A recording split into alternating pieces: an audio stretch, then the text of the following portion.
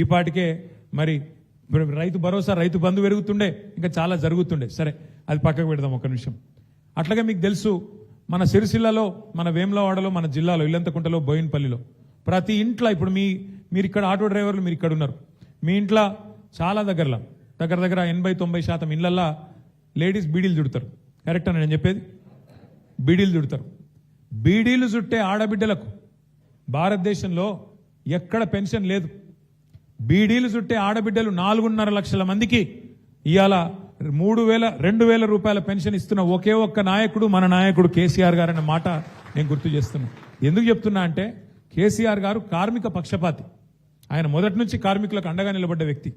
ఏ రంగమైనా, నేతన్న కావచ్చు, గీతన్న కావచ్చు, ఆటో అన్న కావచ్చు, లేదా బీడీలు చుట్టే ఆడబిడ్డ కావచ్చు, అందరినీ కడుపులో పెట్టుకొని చూసుకున్నాడు కేసీఆర్ గారు. సరే, ఇవాళ అట్లాంటి కేసీఆర్ గారిని మనం గవర్నమెంట్లో కాపాడుకోలేకపోయినాం, అది మన బ్యాడ్ లక్. కానీ ఇవాళ 2 ఏళ్ళు అయిపోయింది, అందరికి అన్ని విషయాలు అర్థమవుతున్నాయి. ఇప్పుడు వీళ్ళు వాళ్ళని కాదు, ఎక్కడైనా సరే అందరికి అన్ని విషయాలు అర్థమైనాయి. మార్పు అని చెప్పి మోసం ఎట్లుంటుందో అర్థమయ్యింది.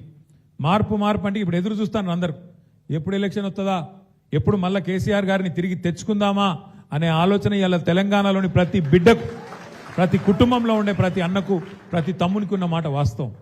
ఇంకొక మాట నేను మీకు గుర్తు చేస్తున్నా. నేను మొన్న జూబ్లీహిల్స్ ఎలక్షన్ అయింది, నేను ఆడ ప్రచారం చేస్తున్నా. ఒకరోజు మీ ఆటో అన్నలకు అండగా నిలబడాలి, ఈ ప్రభుత్వానికి సిగ్గొచ్చేటట్టు ఒకరోజు అందరం కలిసి ఆటో ఎక్కుదాం, ఎక్కి ఆ ఆటో అన్నలతో వాళ్ళ స్థితిగతుల గురించి మాట్లాడదాం. మరి 162 మంది ఇప్పటికే ఆత్మహత్య చేసుకున్నారు. ఒక మా తమ్ముడు సతీష్ లెక్క ఇంకా కొంతమంది సరే ఆ ఆత్మహత్య ప్రయత్నం చేసి కూడా అదృష్టం బాగుండి బతికినరు.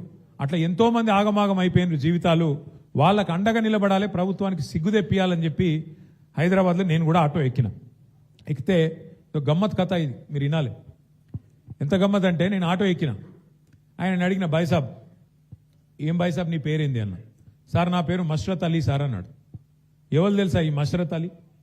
ఈ మష్రత్ అలీ అంటే ఆయన ఎవరంటే, ఈయనకు మన గవర్నమెంట్ ఉన్నప్పుడు, కాంగ్రెస్ ఇంకా అప్పుడు అపోజిషన్ ఉన్నప్పుడు ఈ మష్రత్ అలీకి 2 ఆటోలు ఉండే. ఆయన ఓనరు, 2 ఆటోలకు ఓనర్ ఉండే ఆయన. అయితే ఈ మష్రత్ అలీ గారి ఆటోలోనే రాహుల్ గాంధీ ఎక్కిండు ఇదివరకు, ఏది ఎలక్షన్లకు మునుపు. ఆయన కూడా ఎలక్షన్లకు మునుపు ఆటో ఎక్కి తిరిగిండు.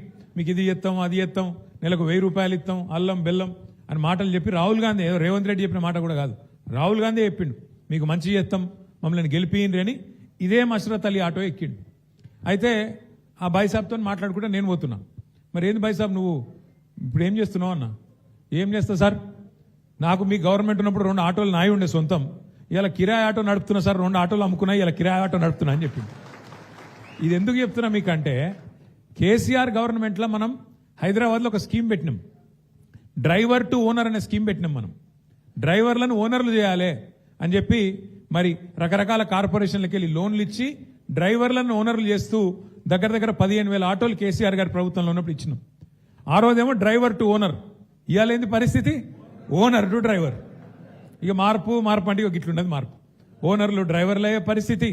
మరి కేసీఆర్ గారి గవర్నమెంట్లో మంచిగా దర్జాగా బతికిన వాళ్ళు ఇవాళ దిక్కులు చూసే పరిస్థితి వచ్చిందంటే ఇది ఏ రకంగా ఉంది ఈ ప్రభుత్వం, దయచేసి మీరు ఆలోచించాలని కోరుతా ఉన్నా. ఇంకొక మాట కూడా నేను మీకు గుర్తు చేస్తున్నా. ఇవాళ ఏ ఒక్క వర్గం కూడా ఈ రాష్ట్రంలో కాంగ్రెస్ చేతిలో, రేవంత్ రెడ్డి చేతిలో, రాహుల్ గాంధీ చేతిలో మోసపోని వర్గం ఒక్కటి కూడా లేదు. అందరికీ అబద్ధాలు చెప్పి గెలిచి వచ్చింది. రైతులకు చెప్పిన కథలు, కేసీఆర్ 10,000 ఇస్తుండా, నేను 15,000 ఇస్తా. కేసీఆర్ 1,00,000 రూపాయలు రుణం మాఫీ చేసిండా, నేను 2 లక్షలు చేస్తా.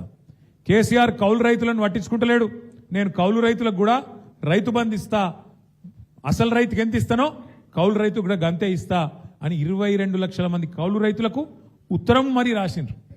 పంటల మీద బోనస్ ఇస్తా అన్నాడు, 500 రూపాయలు క్వింటాల్కు బోనస్ అన్నాడు. ఒక్కటన నెరవేర్చిండా ఇప్పటికీ? రైతు రుణమాఫీ గాలే, ఏదో అరకొర చారణ చేసిండు, బారాన గాలే. నేను ఉత్తగానే అంటలేను, అది కూడా కాదని అంటలేను. 50,000 కోట్లు మొత్తం కావాలంటే రైతు రుణమాఫీ 2 లక్షలు 50,000 కోట్లు, వీళ్ళు కట్టింది 12,000 కోట్లు. అయిపోయింది అంటారు. దానికి ఇంకా దేవుళ్ళ మీద ఒట్లు, ఏమలావాడకు వచ్చి రాజన్న మీద ఒట్టు, యాగిగుట్ట పోయి లక్ష్మీనరసింహస్వామి మీద ఒట్టు, ఈ రకంగా మొత్తం రాష్ట్రంలోని అన్ని దేవుళ్ళ మీద, అందరి దేవుళ్ళ మీద ఒట్టేసి ఆ మాట తప్పి ఆఖరికి రైతులను ఆ రకంగా మోసం చేసిండ్రు. పిల్లలకు చెప్పిండ్రు, ఆడపిల్లలకు, మగపిల్లలకు, చదువుకున్న వాళ్ళకు మీరు ఇద్దరు ఉద్యోగాలు ఊడగొట్టుండ్రి. కేసీఆర్ది కేటీఆర్ది ఇద్దరు ఉద్యోగాలు ఊడగొడితే మీకు మొదటి సంవత్సరంలోనే 2 లక్షల ఉద్యోగాలు ఇస్తామని చెప్పిండా? యాదుకున్నదా? చదువుకున్న పిల్లలు పాపం వాళ్ళ అవ్వకు తాతకు పెన్షన్ వచ్చినా వీళ్ళు పోయి కాలు మొక్కితే వాళ్ళు కూడా మన కిలా ఫోటేసిండ్రు. ఈ పిల్లలు పోయి అమ్మా మా కొలువు వస్తుంది, కేసీఆర్ కొలువు పోతేనే మా కొలువు వస్తుంది, రాహుల్ గాంధీ చెప్తాండు నమ్ము అని చెప్పి మొదటి సంవత్సరంలో 2 లక్షల ఉద్యోగాలంటే నమ్మిండ్రు. నమ్మి ఆయనతో వీళ్ళు కాలు మొక్కితే పిల్లలు అయ్యో పాపం పిల్లల కొలువు వస్తుందట అని చెప్పి వాళ్ళని కూడా ఓటేసి గెలిపిస్తే ఇలా పిల్లల్ని కూడా మోసం చేసిండు. మొదటి సంవత్సరంలో 2 లక్షల ఉద్యోగాలు అన్నాడు. 2 ఏళ్ళు అయిపోయింది. 2 ఏళ్ళు కలిపి కూడా ఇప్పటికా 6-7 వేల ఉద్యోగాలు కూడా ఇయ్యలే రేవంత్.